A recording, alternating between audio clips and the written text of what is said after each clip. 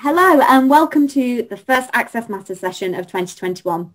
My name is Rebecca Potts and I head up the Access Matters initiative for Vulio, Responsource and Pulsar. We launched Access Matters last July to encourage listening, sharing of experience, learning from best practice and collaboration on the actions that will have the greatest positive impact for our industry. Today we're joined by the fantastic Katie Phillips, founder of KDP Coaching and Consulting. Good morning, Katie. Good morning. Hi. Thanks. Katie will tell us her story from her time working in communications in government, corporates and startups to hitting a wall and burning out. Katie will share how her experience led to her setting up her own consultancy, where she now helps overwhelmed humans and businesses tackle the weird and wonderful relationship between work and well-being. So before I hand over to Katie, I'd like to remind everyone that we are encouraging engagement. So please do submit questions using the Q&A tab on your screen or in the chat for all to see, and Katie will try and answer as many as you can. Please feel free to join the conversation on Twitter using the hashtag #AccessMatters. And as with our previous sessions, we're going to be running a poll, but this time we're asking, do you think workplaces have improved their approach to mental health? It's anonymous and we'd love for you to take part so we can look at the results later. So I'll pop that poll live now. There we go. But for now, it's over to you, Katie. Thank you. Thanks for the lovely introduction. Good morning, everyone. So yeah, I'm Katie. I am 36 and 3/4, very important quarters. I'm Welsh of West Indian descent, and I've spent best part of the last decade living in Spain. I'm a mega fan of crumpets and a recovering perfectionist, just to kind of set the scene of where I'm at the moment. So as Rebecca mentioned, I spent about 15 years working in communications across governments, SMEs, startups in both the UK and in Europe. And during that time, I saw the good, the bad and the horrendously ugly parts of workplace well-being. So back in 2018, I was working in a pretty well-established tech startup, and I went through what I would describe as a spectacular burnout. Kind of left me on the floor pretty sick for about 8 months. So once I'd kind of dragged myself back onto my feet, literally, I realized that just something had to change in the way that I was working and living. It wasn't my first rodeo, it wasn't my first burnout. It happened a couple of times before. I just hadn't realized at the time, and it was nowhere near as severe as this one in 2018. So when I'd kind of got myself a bit more together, I decided I was going to quit my job, sold all my stuff, and I ran off to the jungle to regroup. Now, I don't recommend this to everyone. There's loads and loads of other ways to deal with burnout that don't involve living out of a backpack and kind of becoming a midlife crisis cliche. So if you're feeling frazzled, don't fret, like that's not the only way to do it. But it was what was kind of right for me in that moment. So once I'd fully kind of decided, once I'd fully recovered, I decided that I wanted to help others avoid what happened to me. And since then, as Rebecca mentioned, I've been helping businesses and individuals nurture workplace well-being and avoid burnout. And I do this with one-to-one coaching and workshops. But conversation for another time, feel free to ask me about any of those things.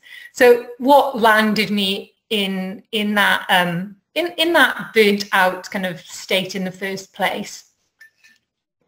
So my entire life, I think it's fair to say I'd been an overachiever or wanted to be an overachiever, didn't always quite manage it.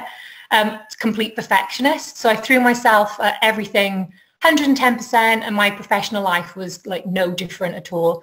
So I finished my law degree, realized legal life was completely not for me, but naively thought PR would be a much less stressful world to be part of. So I did my MA, managed then to get a position in press office, my first kind of proper comms job, and I became a press officer for a Minister of Intellectual Property, so copyright, trademark, that sort of stuff, within a Government Business and Innovation Department. Probably not called that now because it changes the names all the time.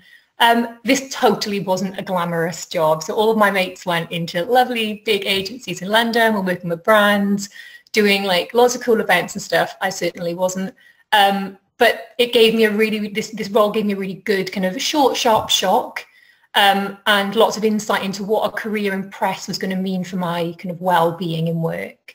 So I'm conscious this is like kind of like might feel like a big run through my career history, but I want to give a little bit of kind of color as to how I arrived here. So when I joined this job in the press office, it was around the time of digital rights.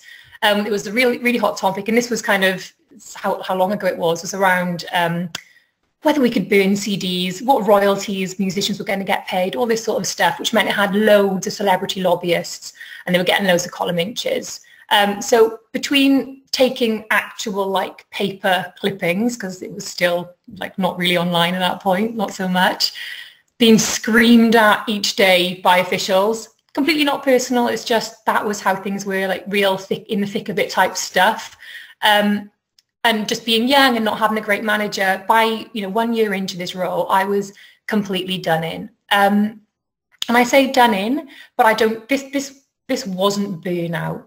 So although I spent like many a Sunday night in tears, dreading 9 a.m. Monday morning meetings with a really media hungry minister, this was very much stress rather than burnout. I was overwhelmed. I was tired. And I definitely had some physical symptoms, like my sleep wasn't great, but I still felt confident and determined that things would get better. So this is how I distinguish between stress and burnout. I had some hope still. And, and things did get better from there. I went on to set up an internal comms department, which I absolutely loved. So this is the example of like a really good workplace, just like textbook stuff, really thriving, healthy environment.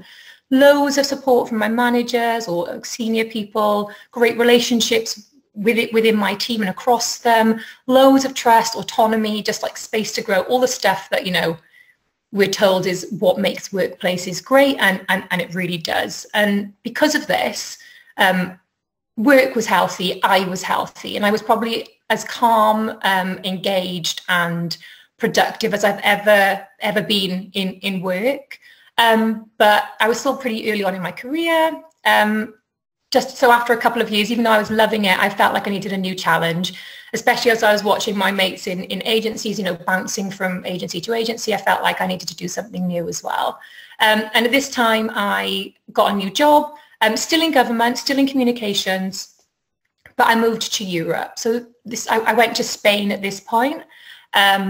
And this is probably when my relationship with work started to get pretty wonky. I think prior to it maybe wasn't always that healthy, but it certainly wasn't like kind of standout unhealthy. So without going into all of the kind of details of what was going on in that job in Spain, I'll just say that the environment was like really chaotic, archaic, like very hierarchical. Everyone was suited and booted, really formal, and just there was a lot of fear and a kind of lack of trust within the organisation generally. And this trickles down, and everyone kind of had their backs up as a result of it. And my job was to go into a pretty large communication team. I think we're about 20, 25 people, and try and resolve lots of this stuff. So things flowed around the organisation better internally and externally. And we like made huge progress. Obviously, I'm biased, but the team kind of turned itself around, professionalized the service. But in the process of doing this, like I was left completely frazzled. I also experienced some pretty unkind behavior at this point as well, probably best described as bullying from some colleagues. So that was kind of like the icing on the cake, so to speak, not a very nice cake.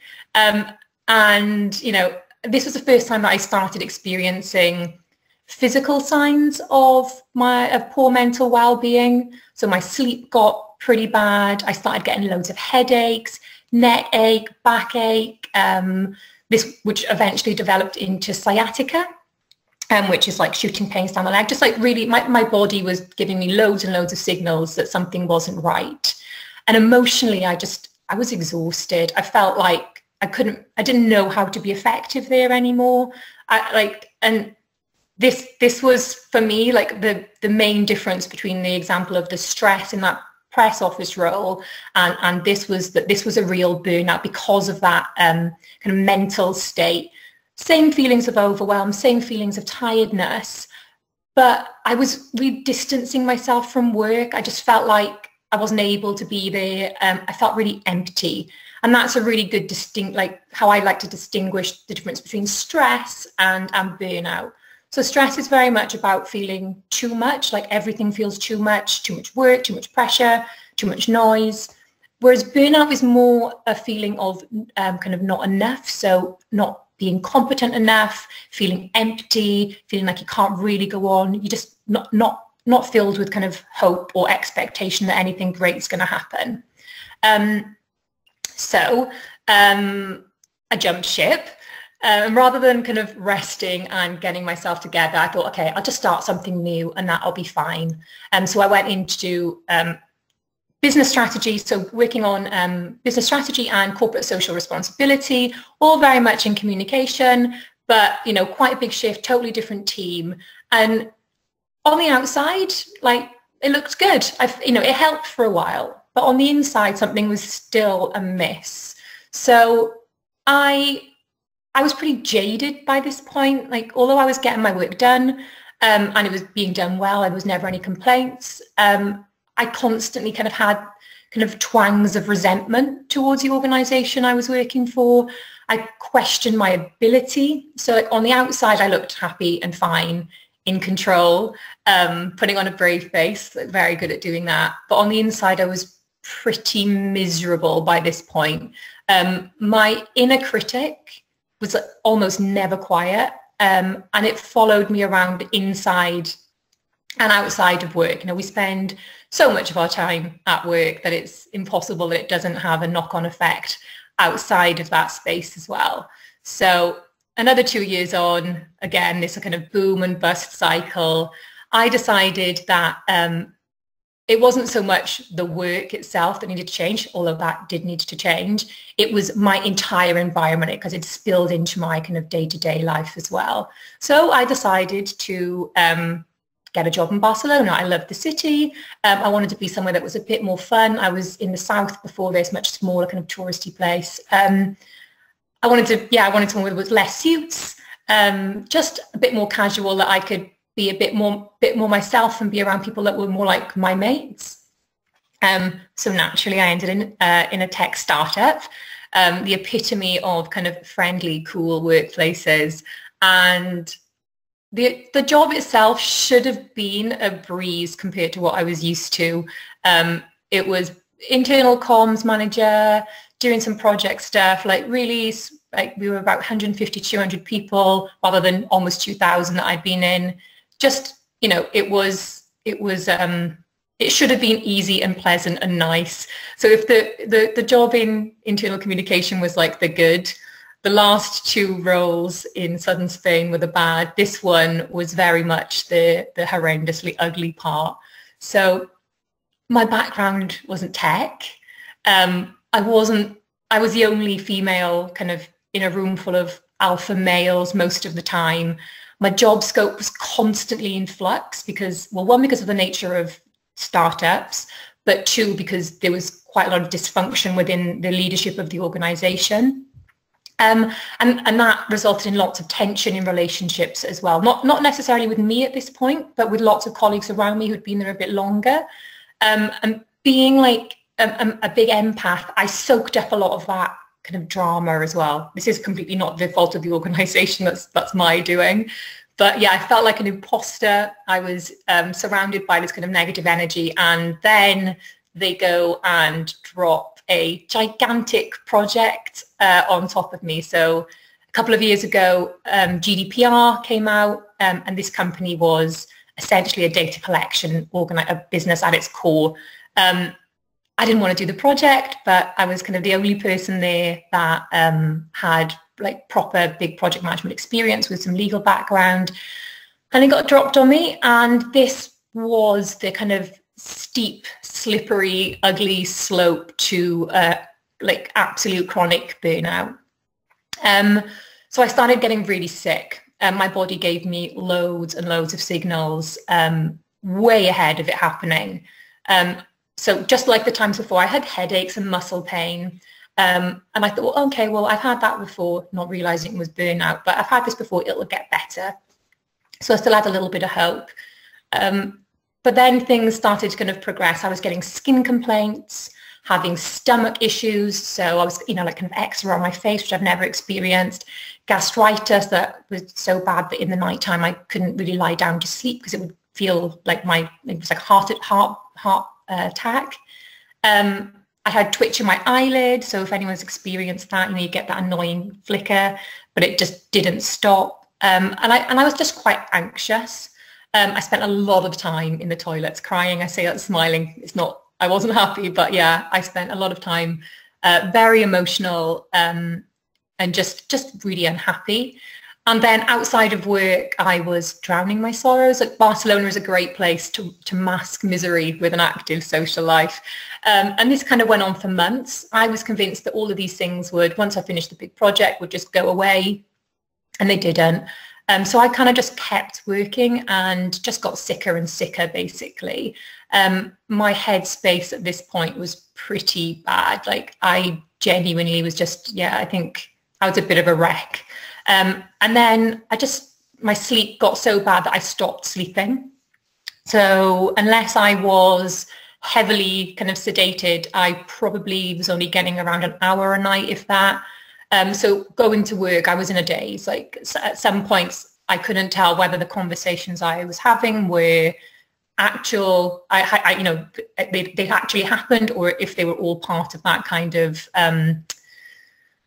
just doped up haze that I was living in at that point. And I tried to doctor my way out of it, like going to see lots of specialists about my stomach, my eye, and all of them just kept telling me, like, there's nothing the matter. You need to stop. You need to calm down and rest. I didn't listen until eventually my body just stopped me, and that was it. And I just couldn't get out of bed. I couldn't do anything. And that, it wasn't as severe as that for the whole 8 months, but it was about 8 months before I started to feel normal again. And in that time, that burnout, because I'd ignored it and worked through it, became really chronic anxiety, which then went into depression because it hadn't been treated properly, and like sprinkled with panic attacks and all the other like lovely physical symptoms I mentioned. I think broken is probably the best way to describe my state at this point. So after lots of therapy, I tried so many different things to get myself like back into balance and feeling me again. I probably tried too hard. Again, going back to this overachiever personality type. I tried to project manage my way back to health, which wasn't particularly constructive. Some things helped, some things didn't. But trying to push myself to get better probably slowed my recovery in some ways. But eventually, I did start to feel myself again. And that's when I realized I couldn't keep going back into this boom and bust cycle of, crushing it for a couple of years and then just being completely like done in by the end of it. So I decided to quit my job, as I mentioned at the start, and sold all my possessions, kept a couple of bags of stuff in a storage unit, and then I headed off to Asia to try and figure out, where and what to do next. And that was kind of the good, the bad, and the ugly. And now, thankfully, lots more good, helping people to avoid what I went through. And that's kind of my journey as to how I went through my entire career, burning out, getting better, burning out, being a bit more severe, and up until this point. Thank you so much, Katie. Like, thank you for sharing and being so kind of open and honest, really, about kind of your experiences. It's a hard thing to do, and I know that I'm certainly guilty of putting on it. It's easier to put on a smile than say how you're actually feeling a lot of the time. So let's have a look and see how the poll did. So we asked, do you think workplaces have improved their approach to mental health? So we're going to end the polling. And it's quite positive. So we've got 7% saying yes, hugely, which is good to have any votes in that direction, I think. And then the majority, 67%, are saying yes, it's going in the right direction. 15% saying it stayed the same. unfortunately we've got 11% saying no, it's getting worse. But I think that's quite a good indication that we're making the right steps. Like, what do you think? Do you think that's accurate, Katie? I definitely think things are going in the right direction. I love to see that people think that whether we're doing enough is a different, my answer would be probably quite different. I think that the places that are going in the right direction are probably only doing the bare minimum. If that is just an improvement on where we've been. So positive that we're taking steps. And I think if there's one thing that's come out of COVID, is that we are more willing to have these conversations, and we have got a bit more space between us and, well, I say space is probably the right word. We can see the impact that work is having on us. Our boundaries are really blurred, and we're all going to kind of getting sucked into work all of the time. But I think organisations, generally speaking, are more open to these conversations now. There's never been a better time to talk about mental health in the workplace, because it is, kind of everywhere. But we've got a long bloody way to go, a long old way to go. Yeah. Especially in some organisations. I think the UK does a lot better than the organisations I work with in Europe. But yeah. We've got a long way to go. Yeah, I think it's good to see kind of conversations starting, and kind of the fact that we can now kind of have sessions where people are openly talking about their mental health, whereas potentially like 5 years ago, it may have been a lot more kind of not taboo, but just we'd have been a bit more hesitant to even associate work and poor mental health in the same sentence. So before we go to audio, because I can see we've already got a question come in, before we go to questions, I've got some of my own. So you kind of covered this about kind of warning signs. But I think kind of like when you're talking about like the physical, like obviously the kind of like the physical symptoms that you described about kind of like the eye twitch, kind of the eczema, like those are quite severe. Like, I guess like it's more about what are the warning signs that are potentially earlier on in the stage of both stress and burnout, like that people can look out for, so that we can kind of manage our own situations and catch them early, and with not do what you did and kind of like, oh, it's fine, I'll just get some sleep, it'll be all right, and kind of address them head on. Yeah, I think that if we're just talking about just stress and burnout rather than kind of mental health illnesses, I think the main thing I always say is that we need to look for changes in our behaviour, which isn't always helpful if you've always behaved a certain way. Like I was kind of very much doing the same thing and expecting just to like get past it, and eventually my body was like, okay, no, you can't. But there is like just being really self-aware. So noticing kind of physical, emotional, kind of cognitive changes. So are you getting kind of sick with colds quite often? Things like that can be like really taxing because your immune system's like struggling, you're a bit run down. Are you a bit tearful or really irritable, like more than normal? Do you get a lot of brain fog? Is your concentration broken? Can you not focus? Do things take you like quite a bit longer than they normally would, like the same task? And considering that we're in a world at the moment which is really, really high stress. So all of us are going to be experiencing some of these things. In fact, like every organization I work in at the moment, pretty much everyone reports this stuff to some level. So we've got the context of COVID and our brains being flooded with cortisol all of the time, which naturally just makes us feel knackered, let's be honest, right? Like even the good days at the moment, I'm like, I'm tired, but it's a good day, We're just like, Christ, give me a break. So there's those kind of like the exhaustion side of it. And then there's this, so burnout was categorized by three things, like exhaustion, cynicism, and like feeling ineffective. So the exhaustion we've talked about, like physical, emotional, kind of cognitive, everything feeling a bit too much. And then the cynicism is more about like that detachment from work. Are you starting to be like quite critical of the organization, or being like, well, that's them, I'm not part of it? Like losing a little bit of that connection, that can be a really good early warning sign. We all have days where, you know, we get pissed off at work, let's be honest. But it's when that creeps in quite often is a really good sign that something's not quite up. And then you've got that feeling of like being ineffective. So self-doubt, that kind of imposter syndrome, worrying you're not doing enough, just generally being fearful, like, you know, things like, are they going to sack me if I'm not doing this, that, and the other? So those are like signs that you can look for. And also there's like patterns of behavior, like, are you checking your emails all night, every night? Are you thinking about your work when you should be on holidays? Are you working when you're sick? You know, like kind of presenteeism. So these are all little things. If you notice you're doing those things, they can lead you very quickly to the kind of exhaustion, cynicism, and feelings of ineffectiveness. Yeah, I think that's really interesting, and it's really holding ourselves to account and being very self-aware, like you said, and kind of like, actually, hang on, yeah, I can I get upset about stuff, but why am I crying at an advert again? Like, what's going on? Why am I being more emotional than normal? Yeah, completely. Like, I cry at everything these days. Like, that's also like partially me in the world. But yeah, completely. It's really looking for those changes all of the time, and just being aware of it.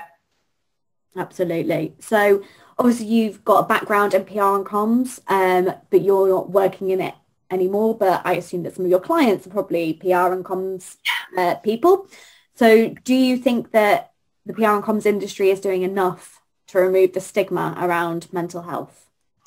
Well, I think I touched on this just in not the last answer, but the one before. I'm not sure anyone's doing enough.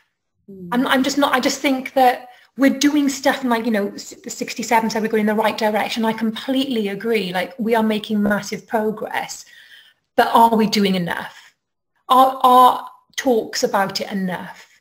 Like, is that going to fix things? Like, I get people approach me now to go in and do stuff with them, and I'm saying no, because they only want to put a plaster over stuff. So if organizations aren't willing to look at like the systemic kind of changes they need in terms of, are they creating environments where people can thrive? So is the workload okay? Are the relationships okay? Do you have enough autonomy over your job, you know, around, you know, control and change? And is your role clearly defined? Like, really kind of basic managerial 101 sort of things. But that, you know, that needs to happen. And then the mental health stuff needs to come on top of it. I think that for me is what would be enough, like when people dig deeper, as opposed to just going into how can we tick a box around, you know, doing something for mental health. They're all positive steps, but to be enough, we need to think about the foundations of our organizations and the industry itself. Yeah, absolutely. I think it's kind of like with a lot of kind of systemic issues, it's got to go right back down to the beginning and be like, right, let's almost start again and kind of work up, and hopefully those things will work easier.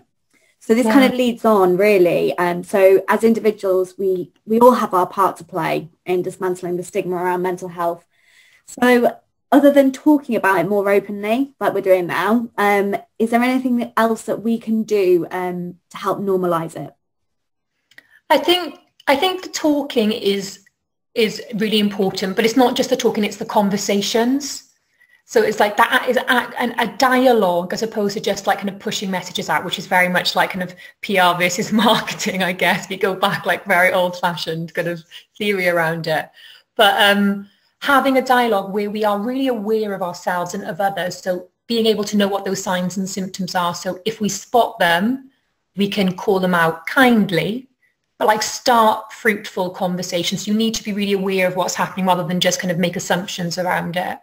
So that's like a really important starting point to kind of break apart stigma around anything to do with well-being. And then when you have those conversations, being willing to just listen. You don't need to therapize. You don't need to diagnose. In fact, please don't. Like, that's not your job. Even if you're like qualified to do it, if you haven't been invited, don't do it. That's not your place. You're there to listen. And that just that listening can really help break stigma, because people feel safe to talk. And that's so, so important. And yeah, and like just being open to it, I think being aware, pushing back in your organization, you know, I was saying just now about, are they doing enough? So if you can see that things are going to damage well-being around you or for yourself, push back. And I know it's really scary when your boss is asking you to do more and more and more, especially in the current climate. But the more that we do this, the more of us that do it, and the more often or more frequently that we do it, the sooner we're going to start to see change. And, you know, if you're struggling and you're feeling it, pretty likely that someone next to you is feeling it and struggling. So speak to a peer, speak to a workmate first and say, right, can we, you know, power in numbers sort of thing. And that would be my kind of like old school girl power way around it. Yeah, I think that's the thing, isn't it? It's especially at the moment with us, everybody, well, so many of us working remotely, it's very easy to kind of be in your working from home bubble and be like, oh, it's just me, it's my fault. And just kind of, I guess, reaching out to a colleague and just saying, are you all right? I'm having a bit of a rough day. And kind of being open kind of will hopefully, like you said, start those conversations of like, hang on, if we're all feeling rough, maybe this is a bigger conversation that needs to happen. Sorry. When you said about asking if someone's okay, like that's so important. But sometimes we need to be asked a few times. So like asking if you notice someone's not quite there, or just checking in with them. And if you say, are you all right? And they're like, yeah, fine. And then you carry on the conversation. You realise, actually, they don't seem all right. Are you sure you're all right? Okay, don't need to feel like silence. You just let them speak. And that's kind of, it sounds so basic, but it really, really does make a massive difference just to let them know that, you know, you're there for them and you can keep asking that question. Yeah, absolutely. I think you're definitely right. It's a knee-jerk reaction. How are you? Fine. Yeah, so everybody British has it kind of like, nobody ever really answers honestly unless it's maybe a close friend, partner, and then you could, but yeah, like I said, prod a little bit. You sure? Yeah. Yes. So obviously, as I said, with so many of us still working from home full time, the distinction between work and life has blurred. I know it certainly has for me when you're in the same place the whole time. So do you have any tips for switching off for the day? So it gets to 5:30. Like, how do I switch off and kind of have fun, Rebecca, as opposed to work, Rebecca? Yeah, it's so blinking hard at the moment, right? Like I'm currently sat at my breakfast bar, which is also my kitchen and my lounge and my workout space and my office. So it's just all a little bit of a blur. What I try to do is, I call it top and tailing my day. So it's not for everyone and you can find your own little ritual, but something that marks the start of your workday and marks the end of your workday, because it signals to your brain, I'm starting. And okay, now I'm finishing. My personal one is I've got like a little like journal which kind of says, you know, what are my priorities for the day, how I'm feeling, you know, things I'm grateful for. And then at the end of the day, when I'm done, I write kind of like how my day went, my wins. It sounds really cheesy, but it's so, sometimes you just think, oh, I haven't got anything done. And you're like, oh, I spent like 2 hours on a call with someone. That's quite a win. We solved loads of stuff. So like having some kind of acknowledgement and respect for what you've done during the day.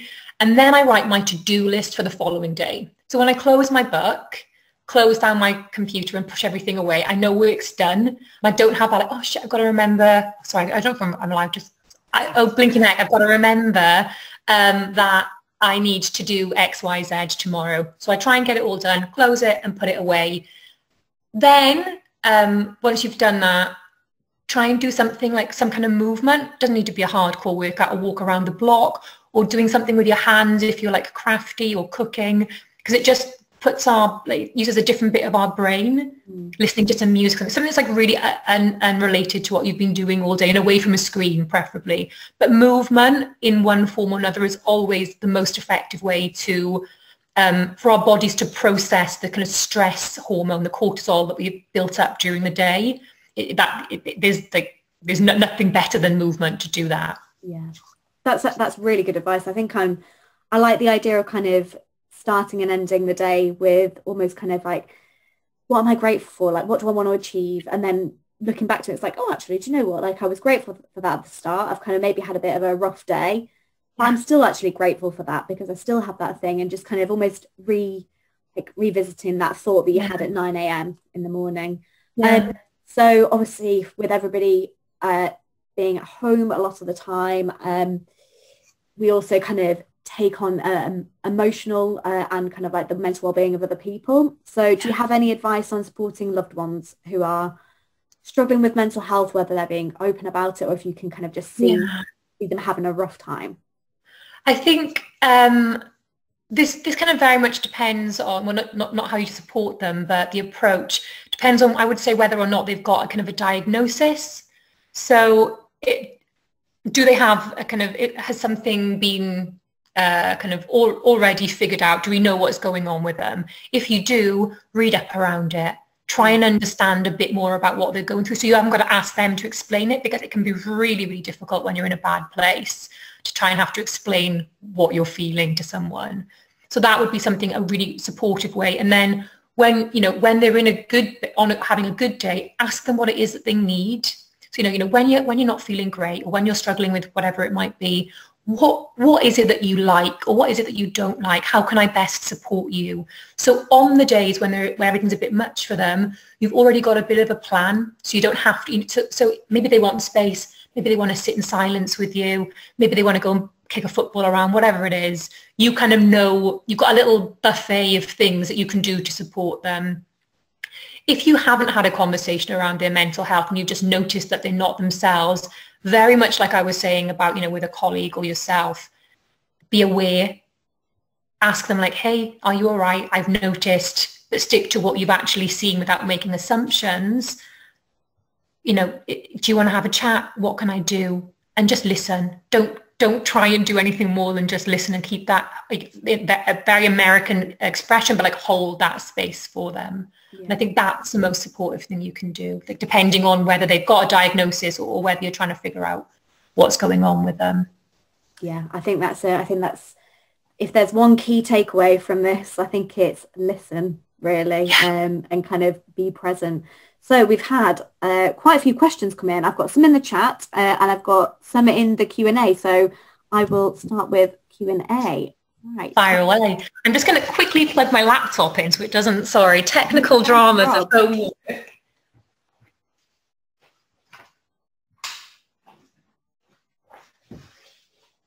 There we go.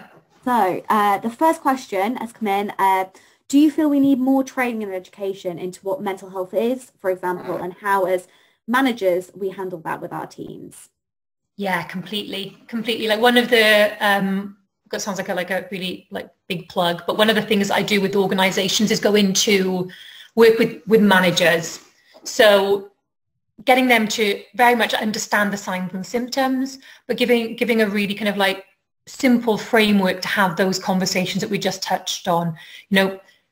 It's really strange that when we have a normal meeting, I hope that most people here can, do run a meeting well. We think about, the agenda, what we're going to say before, what we're going to try and do after it, how we're going to follow up. And then when it comes to conversations around mental health, we kind of freeze a little bit. And we're like, oh, it's a bit icky, I don't know what to say. And that is where the training comes in. We need to prepare, we need to understand the signs and symptoms. We need to have a plan of when we have that conversation, how we're going to follow up. What can you do as a manager to maybe tweak their job for a short amount of time, whether that's being more flexible working, changing when we were in offices, changing the office environment because maybe it's a bit noisy or too isolated. So it's all about really understanding what that individual needs and then seeing what you can offer. And we're not trained to do that as managers. No one is trained to have those kind of conversations unless you've got someone in-house specifically to do it. So yeah, we definitely could be doing more, and it's definitely really important. Excellent. And so I've got loads of questions, so I'll try and get through them all, but if we don't, I will share them with Katie and we can get a blog post up covering them once we don't. But thank you so much. I can hang on for a little bit kind of after the thing, let's so it's not stretch it until for an extra 5 minutes then. So Okay. many people rely on things to look forward to help their mental health, such as travel, events, etc. What tips do you have for coping when these things aren't currently an option? So colleagues have told me that weekends don't feel like a break anymore as they're still stuck at home.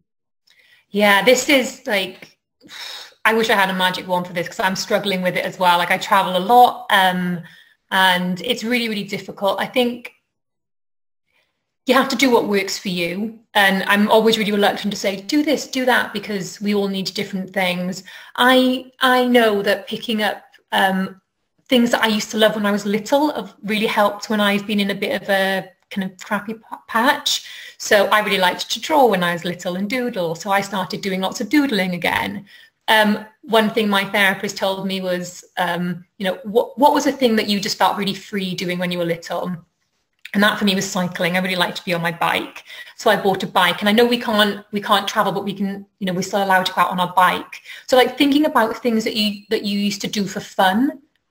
And I know it's not the same as booking a holiday. God, I'm waiting for that sun. Like I've not been in British winter for 10 years. It's breaking me. Like trying to do those things, whether it's a colouring book, a bit cliche, but cooking, and just kind of packing away everything to do with work. Remove the bloody apps from your phone. Don't have your laptop out. I don't have a separate workspace in my house, unfortunately, but I pack everything away so I can't see it.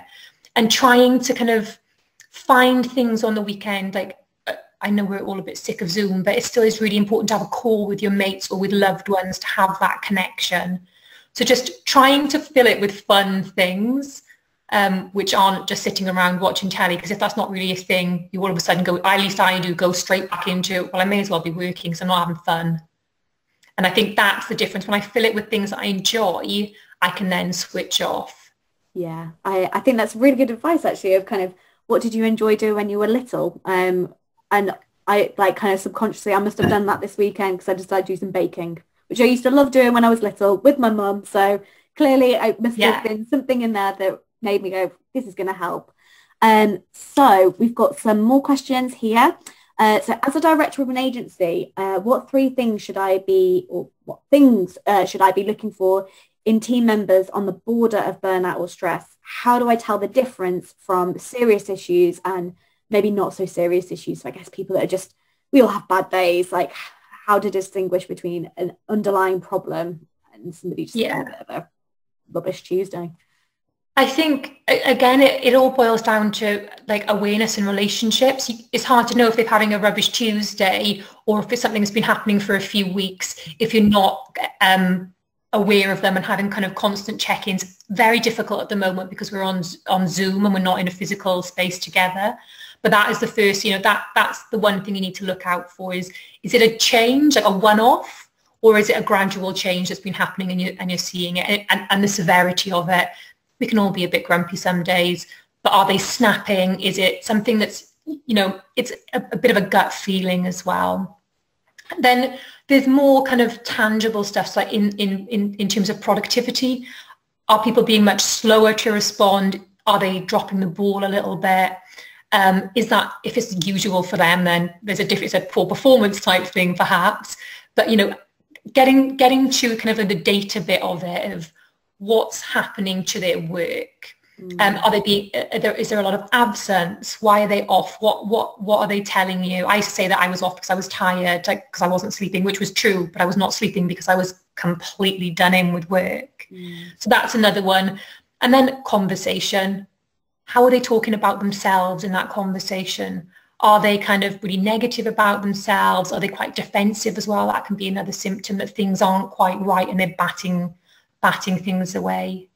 I hope that answers it. Yeah. I'm trying to not go too deep because there's so many other questions. Yeah, I think that's a really good, definitely like the gradual change and kind of just keeping tabs on like that person is normally like kind of they can be like a little bit cynical maybe, but more cynical than they are normally. So I'm just going to go to the chat because we've had some kind of comments and feedback. So I can't see who sent them in. So it's just kind of like feedback from attendees. So my organisation, City of Sanctuary, has a key phrase, take sanctuary for yourself, vital when our mission is probably never achievable. So I think that's actually really kind of reiterating what you've been saying of kind of like look after yourself, put yourself first, really. Totally. Somebody's given a recommendation of wellness buddies.